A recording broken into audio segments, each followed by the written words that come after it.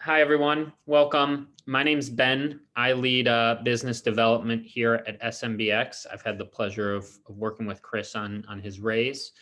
I'm going to walk you through quickly how SMBX works because it might be a platform you're unfamiliar with if you're just joining us for the first time or haven't invested on the SMBX platform before. Then, as I mentioned, we'll hand over to Chris. He'll talk about Our Life Foods, kind of his raise, state of the business, what 2020 looked like, what they're planning for 2021 and beyond. We'll open it up for Q&A to folks, which I'll kind of manage. You can either throw that directly in the chat or feel free to use the Q&A function on Zoom. We've all had a full year of Corona and Zoom. So if you run into any technical troubles, we hope you don't because you've had some practice yet, but feel free to let me know in the chat or ping me personally. I'm going to share just a few quick slides here because I think it makes explaining how SMBX works a little bit easier. About 3 years ago or so, there was this rule passed called in Congress called the Jobs Act, and within the Jobs Act was a piece of legislation called Reg CF, Regulation Crowdfunding. And that set aside a bunch of guidelines around Reg CF platforms, WeFunder, Kickstarter, stuff like that. Set some limits on how much folks could invest in it, set some guidelines for financials and things that needed to be disclosed. And SMBX took a little bit of a different look at that than most folks did. Most folks looked at that and said, hey, this is a really awesome, easy way for some startup to go and raise capital by giving out equity.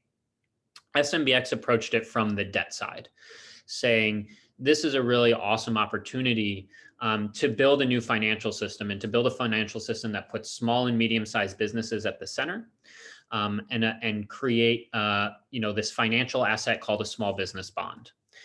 And what we really wanted to focus on was we knew that equity investing for your average retail investor was more of a lottery ticket. You invest and you don't know when you're going to get paid back as an investor. You also don't know how much you're going to make off of that investment. There's a lot of unknowns there. We wanted to bring it back to the most simple form of investing, right? Which is, let me give you $1 and you give me $1 and change back, right? Maybe that's $1.20, or maybe I give you $10, you give me $12 back. So we looked at that and we kind of had this epiphany. We knew that people kept money in the bank, right? We keep our money in checking and savings account. Banks lend that out to small businesses. Chris is a great example, and Our Life Foods, Swamp Pop, and Cajun Life have all taken out, a loan or two from a bank. And then the businesses pay that back to the bank, right, with interest, and the bank earns the interest. And so there's like probably another little dotted line there, if you think about it, which is like the bank giving you your 1% interest on your checking or savings account, right? You get that like penny every so often. We thought that was obviously a very profitable system for banks. How could we create a system that rewarded the community? And so what we did was we developed this idea of a small business bond, which is members of the community, investors purchase small business bonds directly from a small business on the SMBX platform. And then the business pays that bond back, principal plus interest, every month. So that way the investors earn the interest rate instead of a bank. So we have an iOS app as well as a website, which you'll be directed to at the close of this webinar. In the SMBX app, I'm just going to point out a few things to give you a little bit of a lay of the land. The first is you can kind of click through here and you can see, the offering. So this is Our Life Foods on the right? You've got your minimum raise there, maximum raise, your yield, and the duration. You can see detailed investment info at the bottom. So on our website, there's kind of this tab called Documents. On our app, if you scroll to the bottom, you'll see the financial documents and the investor documents that we've prepared. One of those is a bond prospectus. That is a 17 to 20 page document that outlines all of the details, both of Our Life Foods, as well as the stipulations of how this asset works, how a small business bond works. There's a section there with use of funds. You can read more about Our Life Foods, Swamp Pop, and Cajun Life. And then if you hit that button at the bottom, buy bonds, right? What it'll do is it'll open up this little calculator for you that calculates a few things. You can enter an amount in $10 increments. I just put in 1,000 in this example here. This is a real life example. It'll, look at that interest rate. It'll show you how much you're putting in, your total return over, in this case, it's 60 months. So you'll get $1,216 back, right? 1,000 of that would be principal, $216 of that would be interest. And then I think the most important part there is like that monthly payment, right? And so how do I get that $1,216 and change back, right? It's going to come through in the version of $20.28 paid to you every month for 60 months. If you look further, you'll see there's like a portfolio here. And just to show you a few examples of some of the other businesses on our platform, you'll set an investment limit, which is based on your income and your net worth, which happens kind of as you onboard onto the platform as an investor, how much you've invested, your total bonds purchased, your earnings, right? And then you have a history for each individual payment. You can see here, this particular investor has received, probably more now that we're into January, right? But they have their Black Hammer Brewing bond payment. They've made, they've received 6 out of 60 there. Their Livy and Luca payments, they're receiving 2 payments there as they made 2 different investments. And California Draft Tech as well, they're 6 out of 36 investments. Lastly here, and then I'll hand off, or 2 more things, and then I'll kind of hand things off to Chris. Once you start getting paid back, so let's say you invest, instead of getting $20 a month and investing $1,000, you decide to invest 100, right? And you'd be getting payments of $2.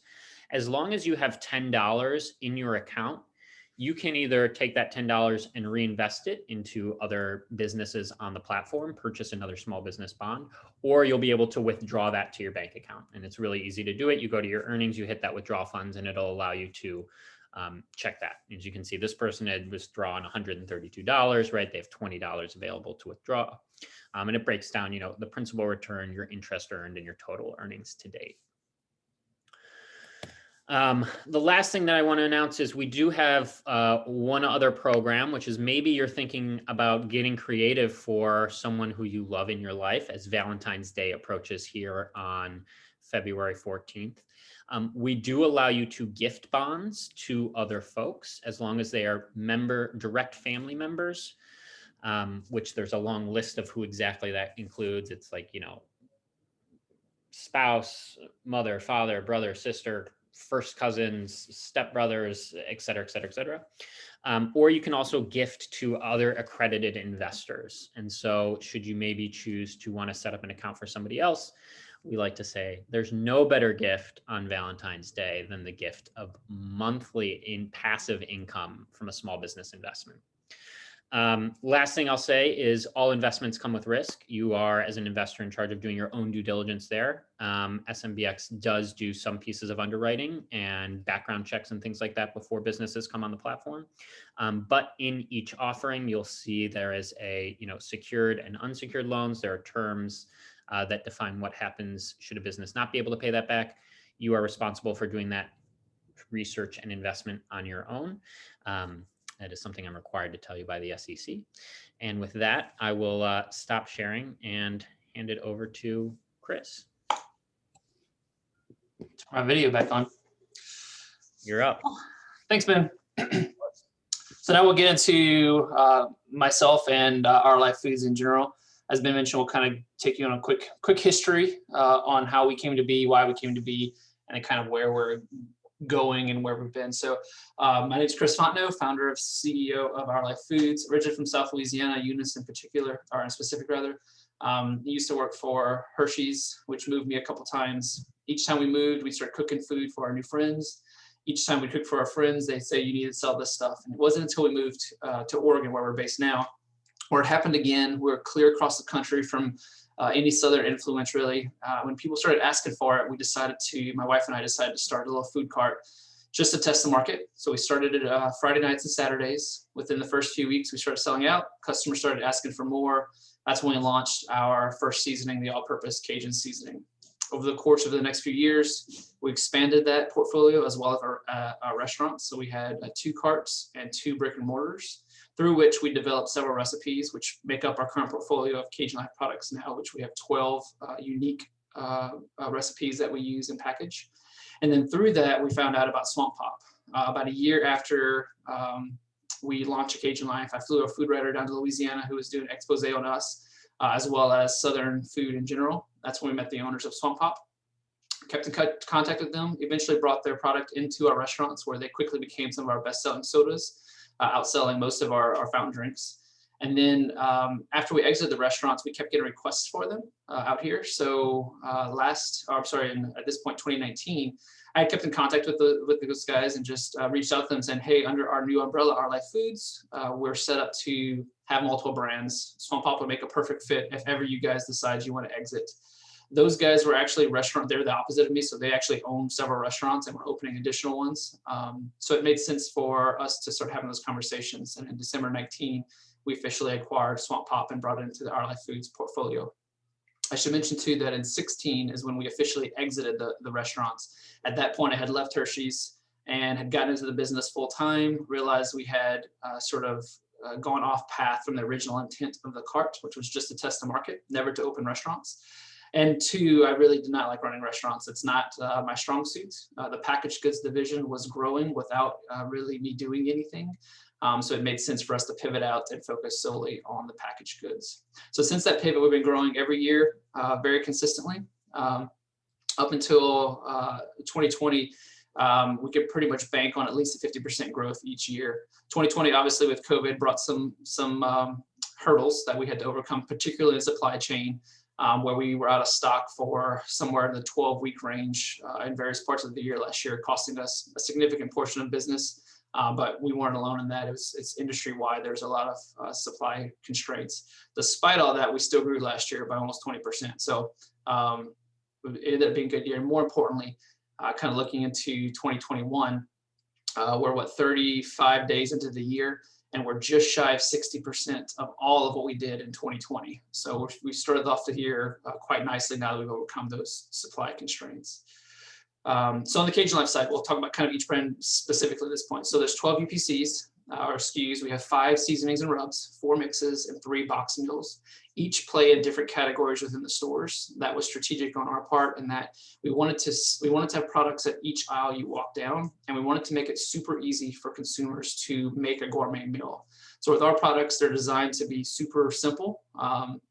Most of them are gluten-free. There's no MSG. They're lower sodium, so they meet a lot of the attributes that consumers are looking for today. And on our seasoning side, they're designed to be as simple as 3 ingredients: olive oil, your protein or vegetable, and then one of our seasonings. It's all you need. You'll have a gourmet meal each time. On the Swamp Pop side, one of the big changes we made last year is they're now preservative-free. So that product is now considered all natural, and we did it without any flavor deterioration. So a lot of times, what you'll see is with an all natural soda in particular, is they don't taste super great. We were able to overcome that. So the products still taste amazing. Consumers love it, but now they're preservative free and considered all natural, which opens us up to a lot more retailers across the US. In total, as best we know with the data we have, we're currently in anywhere between 5,000 and 8,000 doors. What that means is basically, of all the retailers that we're in, we have about 5,000 to 8,000 of their stores. We have at least one product on the shelf in those stores and growing. So we just found out this week actually that we're going to be launching another retailer, about 850 stores. We'll probably have the POs tomorrow. We have a couple of retailers that also confirmed this week that they're expanding our portfolio. So we're going, in this case, from 1 to 3 SKUs in that store. Another large retailer just brought us from 5 to 8. So we're seeing continued distribution gains across both portfolios. As we look at 2021 specifically, like I said, we're already in 60% of all of last year. So we're expecting to more than double last year's sales. Realistically, we are on track to almost triple those sales if we can maintain course. And then in 2021, we expect to at least double those sales again. I should note that it is still me. One of the things that we're going to be doing this year is hiring someone to come alongside me and help manage all this growth, as well as open new doors for us into new retailers, particularly on the operation side, operation efficiencies, all those things that come into running a rapidly growing business. So at that, it's kind of the super high level. I'd rather leave more time for Q&A, but that's the super high level of kind of why we do what we do and where we've come in the last few years. Awesome. Thanks, Chris. Can you talk just a little bit about kind of the virtue of, working with SMBX? What's kind of the goal in terms of raising here? Why choose SMBX? And kind of walk folks through that maybe a little bit as we wait for kind of questions to come in through the chat and other areas. Yeah, sure. So up until 2017, we self-funded. Obviously, restaurants come at an expense, so we did use debt to fund those expansions. We also used it to launch new products, and it wasn't until 17 when we took on our first investors. And at that point, we had pivoted out of restaurants, so those funds were allocated towards operating and growing the business. Mm-hmm. So when SMBX came about, we had been trying to consolidate our existing debt into a single payment for a couple of years now.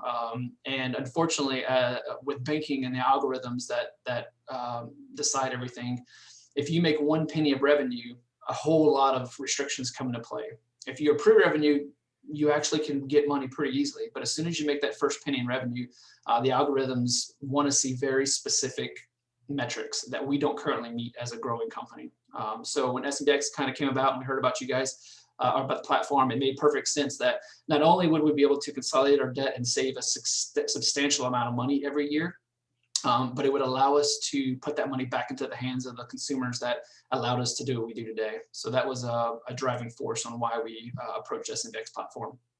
Awesome. That's great to hear. I kind of knew that answer, but I'm glad other folks got to hear it as well. Right. Let me ask you another question coming in here. How about e-commerce? How has that worked for you guys? Did you see that as kind of a channel of growth during COVID? Is that something you guys are thinking about also investing in 2021? What's kind of the play there? Yes, our e-commerce business was growing at a very sharp pace going into COVID. And then of course, COVID, it spiked significantly.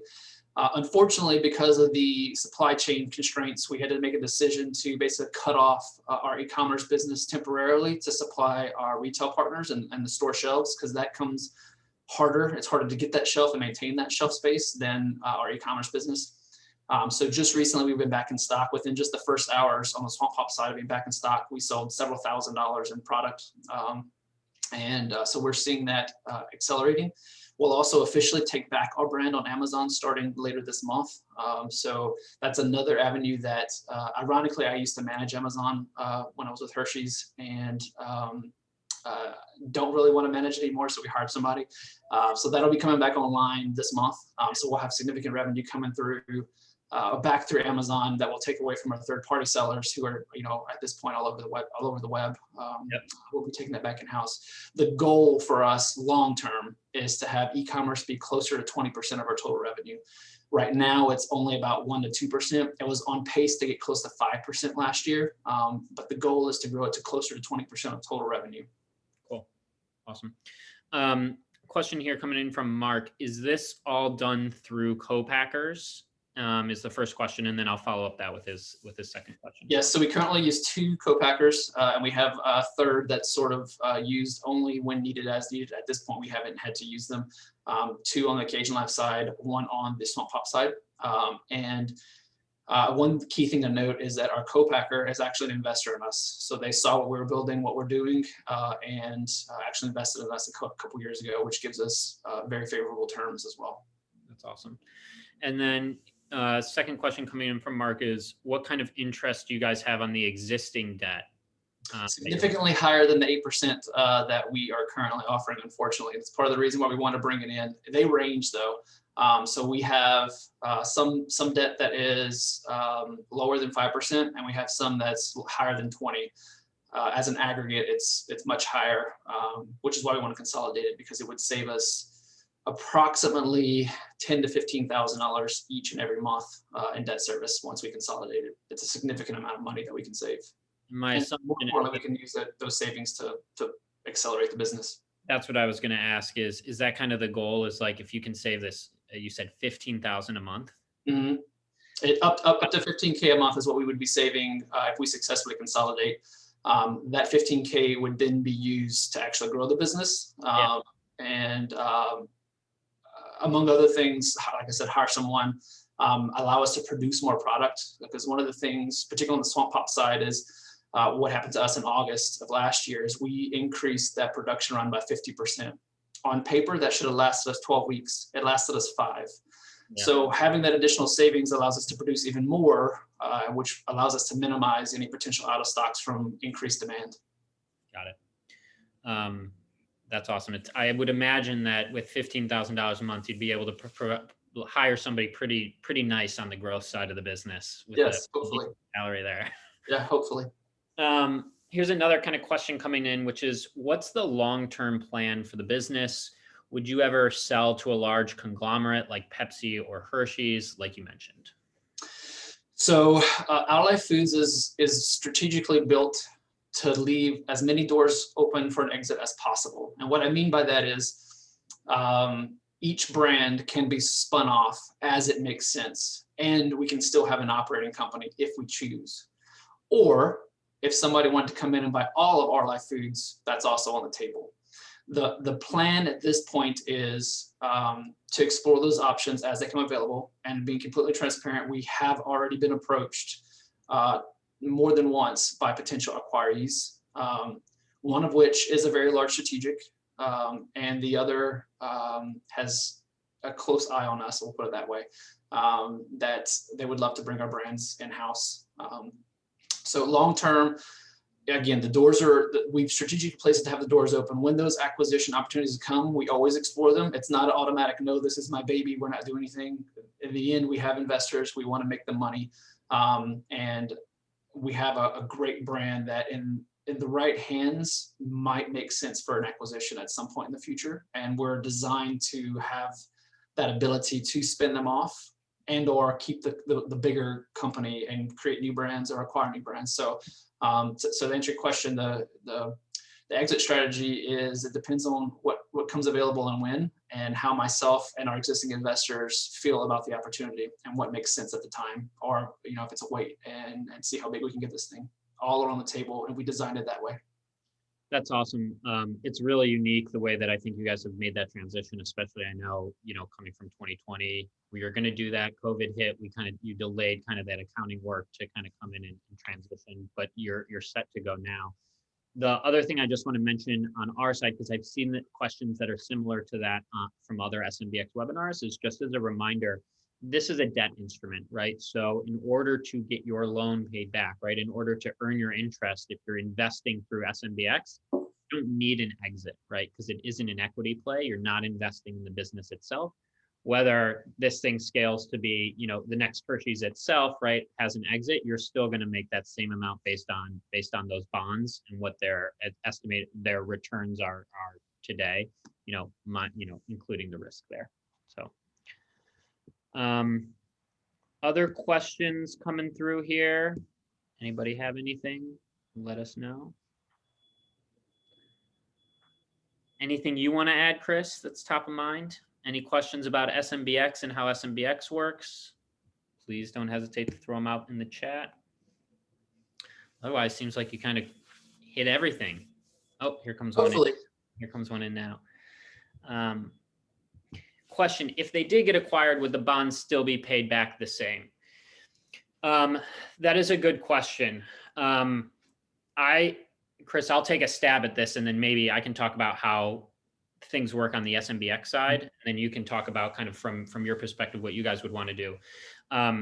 So in what we offer to small businesses on the SMBX side is the opportunity to pay back the full amount of principal invested at any time for no additional cost. So you can, basically prepay, right, your principal and return principal to investors, and not, have to pay the additional interest there. And so the answer there is a little finicky, right? If Chris were to be acquired, if Our Life Foods were to be acquired, or one of the businesses, and there was an influx of cash, he could basically make the decision of, one, does he want to pay off that remaining principal debt, just like you would with a bank loan, right, and wipe that off from the books? Or he could potentially say, hey, let's keep this debt along with the acquisition, right, depending on if Our Life Foods, which is the entity, right, that is offering the bonds, is acquired. If one of the brands were, right, that wouldn't necessarily support that, but he could pay off the principal at any time. Yeah, and so going off that, in an acquisition scenario, a lot of pieces come into play. Some of that could be that they choose to carry the note and accept whatever debt we have of the books on the time, which in this case would be SMBX, and they just continue the payments under the new entity. Or it could be that if we're selling off just a brand, at that point, what would likely happen is we would take the funds from that and pay off any debt to free up all of our cash flow at that point. So I think it depends from our end, at least, how the acquisition is structured and what the terms of that are. But as debt, there is the option in acquisitions to keep the debt on the books and have the acquiree continue to pay against it. Basically, what happens is the note would shift, and that would be something I'd have with a conversation with SMBX to have that note shift from us to the new entity holder or note holder at that point. Yep, that's spot on. It's a little like chicken and eggy, right? Because we don't know what exactly the terms of that acquisition would look like.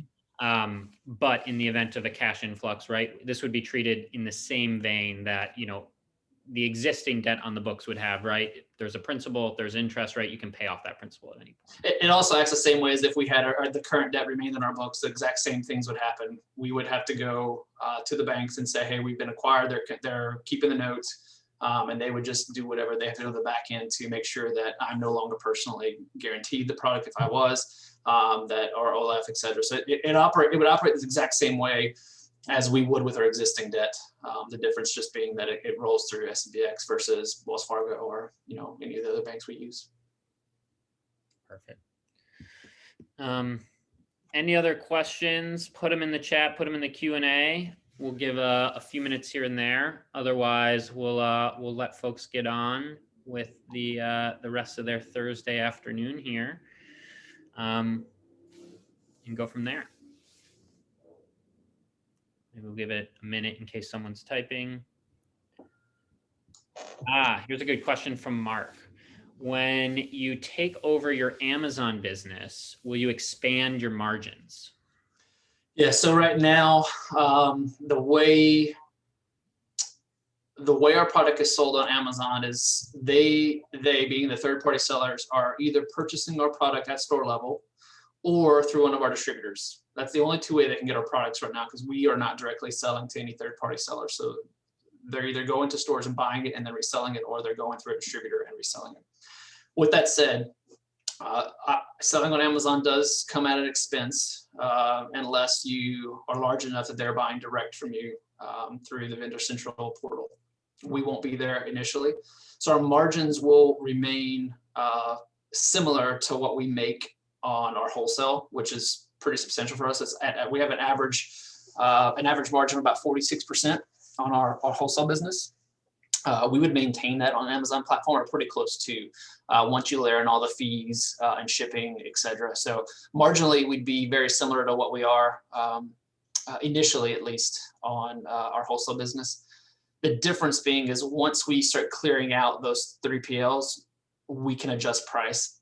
Mm-hmm. But initially, we'll have to be competitive with price in order to start winning the buy box. And then once we start doing that, then we can adjust. We're also going to be looking at multi-packs, which is our best sellers on our site. And it's something that our third-party sellers don't currently offer, but they're our best sellers on our internal site. Those do come at a higher margin because we can ship more efficiently. So marginally, again, we'll be in line with our wholesale business initially, and we should be able to grow the margin as we get rid of and remove some of those third-party sellers from the site. That sounds great. Let me ask you another one coming in here from Mr. Gibson. How is your relationship with current distributors? Are they regional, and how do you plan on continuing to support them? Yep. So we have both. We have a few nationals as well as some regionals. And I'll look at these. So I'll kind of separate them out again because they do operate differently. So on the Cajun Life side, we have three large national distributors and a half dozen or more regional distributors. The national ones, which do the majority of our business, we have an excellent relationship. Well, our largest actually just expanded us to nearly the entire network. Up until November of last year, we had just 1, 2, 3 DCs. Now we have 9, I think, maybe 10. And more importantly, opened us up into new areas. Our regionals, we have excellent relationships with as well.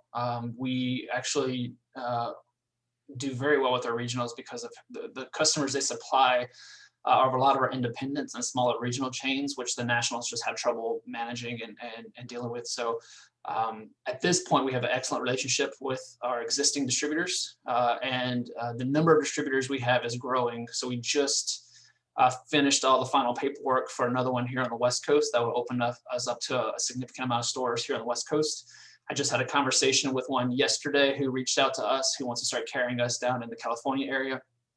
So we're now to the point where distributors, both large and small, are coming to us, which makes my job slightly easier. Still a lot of work, but it's much easier when customers are coming to us versus me having to go to them and convince them to carry us. So from a distributor level, though, we have excellent relationships, and we're adding new ones. And I think a lot of that has to do with my prior experience. I've been in this business for over 15 years and dealt with distributors and retailers of multiple sizes. So I know how they operate, and more importantly, they know that I know how they operate. So it makes their job easier too. That's great. Any other questions coming through here, folks? Throw them up. Otherwise, one more coming in. I like that you guys are throwing them in here. What are the top 3 brands or products in terms of volume, and then also on margin? Yep. So on the Cajun Life side, for sure, it's all-purpose blackening chicken. That's by far always our largest, our top 3 SKUs. They are among our top margin items, thankfully. Our 2 lower margin items are lower selling items as well. So that helps us from a blended margin standpoint. On the Swamp Pop side, it's always Ponchatoula Pop, which is the strawberry, Praline Cream Soda, and Satsuma Fizz. Pretty much in every market, those are our top 3. And marginally, they're in line. They're within 1 or 2 points of each other. It's not a significant difference in pricing. And then collectively, a Cajun Life portfolio is still a slightly larger portfolio. So those top 3 would remain our top 3, even when you layered in Swamp Pop. Gotcha. One more question kind of creeping in here.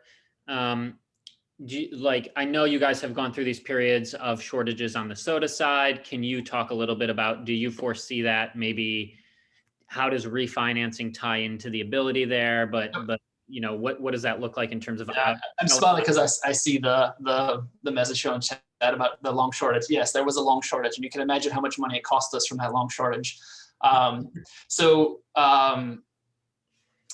The thing with I'm gonna back up a little bit. So the way a Cajun Life operates is when we get a PO from any customer, we currently blend it to those specs. So if we get a 5,000 case order, we make 5,000 cases and it ships out 2 or 3 weeks later. On the Swamp Pop side, however, we have to plan now post-COVID 8 to 10 weeks in advance. We base that off of our current velocities, availability of cash, because we have to prepay 95% of everything, and what we forecast is going to happen for the next when the next available line is available. So what happened last year with the reason for the shortages is a couple things. One, we had supply chain issues, so there was a lot of ingredients that we couldn't get in time. They were gonna miss the deadline for our production run, so we couldn't produce as much as we wanted to produce. And then 2, what happened in the latter part of the year, actually, I'm gonna go back a little bit. When COVID hit, everything shut down. On the Swamp Pop side, we have a lot of restaurants. So what happened was we decided, because we didn't know what was gonna happen, no small business did, to bring back in our expenditures to ensure we had cash, because we had no orders coming in, everything was shut down. We also decided to, instead of using that cash to produce in April, May, to cancel that production run and then move it to our next available, which was July, August. Then what happened shortly after that is everything opened back up from a demand standpoint, and the floodgates opened, and we just got inundated with orders. So we ran out of stock pretty quickly. That's when I increased production in August by 50%, On paper, that should have lasted us about 12 weeks. It only lasted us 5. So the demand for the product had gone up significantly. And the problem with that is that's a great problem to have that we sell on 5. But the problem is that from a business standpoint, when you have terms involved, is we have to collect the money for all that. And unfortunately, the next run was in October. And because we hadn't collected all the funds and we had to prepay everything, we were unable to produce what we needed without making like a super small run, which was just not cost effective in order to meet that demand. So instead, we collected the funds and then produced twice as much in December. So that's kind of what happened last year. We still haven't gotten past all the supply constraints. There's still a shortage on paper.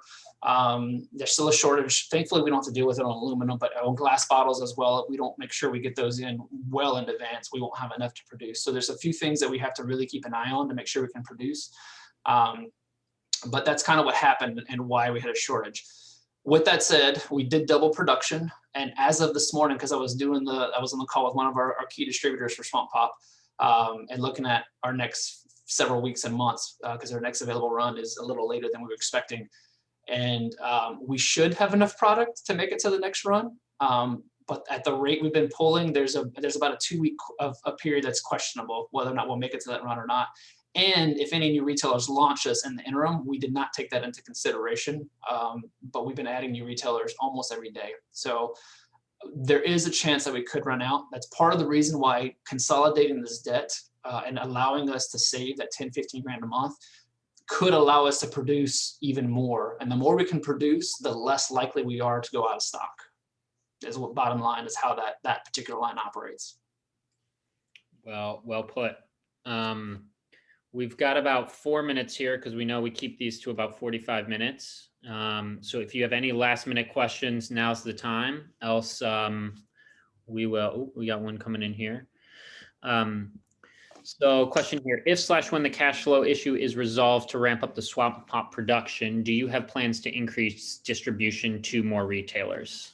Yes. So we're always looking to add more retailers, and we don't tell them no. We let them know that we have seen significant demand increases, and that we were out of stock last year. We don't try to hide it. We make it very clear. Thankfully, because of COVID, we aren't the only ones in that boat. I mean, think toilet paper, right? How long did you go without toilet paper or try and find it? Or even like recently, like Diet Root Beer, a lot of the soda companies, because of aluminum shortages, are having to make decisions about what to produce. So it's across the industry. We aren't the only ones experiencing it, thankfully. But the goal is always to add more retailers and more distributors. And as we add them, we bake them into our forecast. So if we know they're launching or we expect to be launching during any specific period, we layer them in to the production. But in an ideal scenario, we would produce at this point, I would like to produce about 2x more than we did this last time, because at that point, I know that we have the product available to sustain our existing velocities, as well as add any new customers who we are in the review queue for some of them. And if they told us today that they're launching us next month, thankfully with the big retailers, that rarely happens, but it does. We usually have a good lead time to let us know when we're launching, and we would have product available to support them. And I'll give you a case in point. I had a call with Whole Foods this morning. Whole Foods is going to be taking us from 1 SKU to 3, but they want to put a promotion in April and May. I was very clear with them that unfortunately that timing is right when we potentially could be running out of stock and into our next production run. I want to be able to avoid those. And the only way to avoid those is to produce more product. And the way to produce more product is either to raise more funds or to consolidate this debt and save that much more cash flow each and every month. Makes a lot of sense. And so you mentioned Whole Foods. Do you have an idea of like what other retailers would be if you plan to increase that distribution? Can you give us a hint there? Yeah, so we have some here on the West Coast that are reviewing us that we actually got the okay on. I can't say who it is yet because we're not final yet, but with Whole Foods, we're already in there. So it's just an increase from 1 SKU to 3. But we do have some here on the West Coast. And with the addition of this new distributor on the West Coast as well, that's going to open us up to a lot of key retailers that we don't currently have access to for Swamp Pop, even though we've been asked for it. So prior to our acquisition, Swamp Pop's distributors were mostly in South Louisiana and the surrounding areas, which no surprise, that's where the company started. And we did have some distributors down in California, kind of sporadic, but now that we have these national distributors, it opens us up to larger retailers as well as additional independents. So we've been actively seeking new retail partners because we keep getting asked. And I kind of use this example on the e-commerce side, right? Swamp Hop is very expensive to ship. Like, we can't give free shipping at this point because it's too expensive. So we have customers who are buying a good amount of product, and their average order is about $65, and that does not include shipping, which usually adds another $45. We have it capped at $45 at this point. So if you do the math on that, depending on where the customer is, they're paying anywhere from $3 to $5 a bottle for this product to get it to them because there aren't retailers in that area. We're able to use that data to go to retailers and say customers are paying basically 4x what it would cost them if it was in your stores to get the product. You need to take it to your shelves. And that conversation usually goes very well when they see the data. So long way to say, yes, we're always looking for new retailers and new distributors. And as we get them, we have enough lead time to know, okay, we need to increase production in May by another 50% just to keep our existing volume and the new expected volume. Yep, makes a lot of sense. We're at time here, so I know they're flowing in here. So what communication will bondholders get with respect to current and future retailers and distributors, expansion plans, and other operations / business matters? I can maybe answer that one, and then Chris, you can kind of give your own take. So as part of signing up, what we do is your email address is shared with Chris and only Chris when you buy a bond and you successfully, receive that. And so what we encourage folks to do is not provide weekly updates, obviously, but we encourage folks to check in weekly when there's big quarterly, right? When there are big announcements and things like that. SMBX doesn't force anything on that. There's nothing in the investor documents that requires communication back and forth. But I'll let Chris kind of hand off on kind of what his plan is there when it comes to our life. Yeah, so we do have investors, and we do try to give them a quarterly update. Last year, I was not good at that because there was a lot going on last year. But I always keep our investors up to date. We try to do it at least on a quarterly basis. And basically what that would look like is however SMBX wants us to issue that information, we can add it to our distribution list basically of when we issue those updates. But they're usually on a quarterly basis. Generally about 2 weeks after quarter close, because I have a better idea of where we finished, is usually when I try to send them out. But and they're super high level. They just kind of say where we are, any new customers that might be coming on board. If we did have any issues, whether production or otherwise, we include those in there. They're not always as I say, they're not always sugar coated. As I look at our investor group, they're walking alongside me and therefore should know the whole picture and not just what I tell them. So I tend to include everything because I think it's fair and they deserve to know the full picture and not just the pretty stuff. Yeah, well put. We just had on the SMBX side, we had a ice cream company called Uji Time that just purchased a mochi company with the output of their funds. And that was the one update they have given. And that's been about 6 months. So each issuer each business, and I think you heard well from Chris, is free to kind of share what they want to. Looks like you'll be getting quarterly updates should you put in some capital and help refinance here. Anything else? Otherwise, we're gonna end this thing off and send you all on your way. Happy Thursday. Stay safe, stay healthy, and we will hopefully see you on the other side. Thanks, guys. Thanks, everyone. Bye.